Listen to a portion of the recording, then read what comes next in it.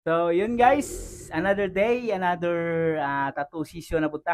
Mao din ang atong gi-stencil kagahapon adlaw no, kagahapon sa hapon nga mga minimalist tattoo nya. Ang kaning client nato karon is ang atong itrabaho niya nga tattoo is minimalist tattoo. Murag patches siya nga style nga tattoo no. Nya kani ang duha ka style is stamp tattoo ni siya mga guys sa nakita ninyo. Ang lugar diha is Illinois o Pilipinas kay taga Pilipinas man niya tong client karon.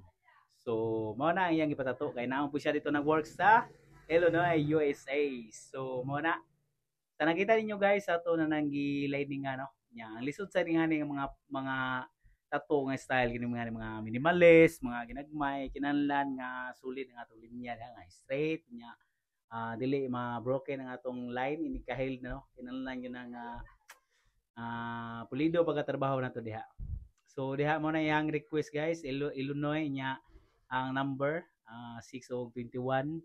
Tamam na nga ano requested ato lang nang gihimo diha nga design.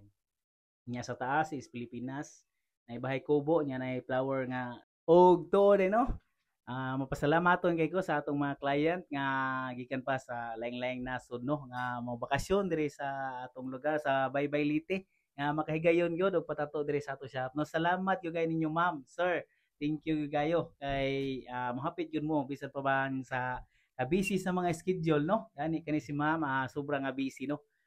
Sayo kami nag-start pagtato na mo ani mga 5 AM nag-start kay lagi na mga giapas nga lapunon. Siyempre ining magbakasyon ta daghan gyud aw sila day kay wala man ta ka bakasyon ining mo bakasyonista kani sila mga guys is daghan gyud sila lakonon daghang mga suruyan like Mag Island bisag asa pa na sila mga ligog dagat o asa pa ng mga suroy-suroy sa pamilya mo na nga medyo busy gyud sila no.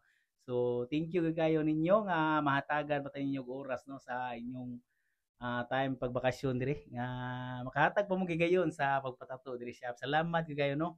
Og kani atong mga ubra no daghan ng lugar nga naadtuan yun sa gawas ani ang artist na lang giwa pa nga sa gawas. Daghan gyud tag client nga gikan pa sa lain-laing nasod no.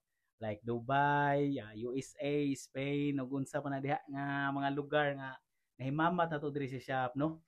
So ang artist mo wala pa kasuroy gud na nga mga lugar. So puhon basig makalaag-laag ta diha puhon na ng mga lugar umabot ug kaluy-an ta sa kay gayon no. So makasuri ra gyapon ta ana nga mga dapit. So padayon lang ta sa atong mga pangandoy sa kanunay sa atong ginabuhi. So mao ni ang atong final outcome sa atong gitrabaho sa atong client nga stamp tattoo. Sa nakita ninyo Pilipinas o Illinois again sa taas. Unya nagpatato pud si Ma'am og kanang paw print sa iyang dog. Sa ilahang dog sa paa niya gibutang.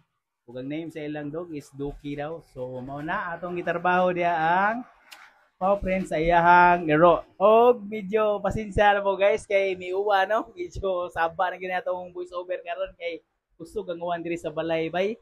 Kusog ang uwan diri mao na nga medyo molingog-ngog gini. Unya padayon ta diha sa atong gitato nga paw print no sa iro ni ma'am da nasa may pa nato dapit nga gibutang nya black and gray ra siya nya minimalist ra gyapon na guys same sa katong nasa ubos nga part sa tato ni ma'am.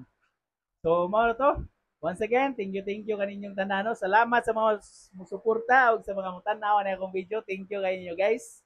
O kita-kits sa sunod video.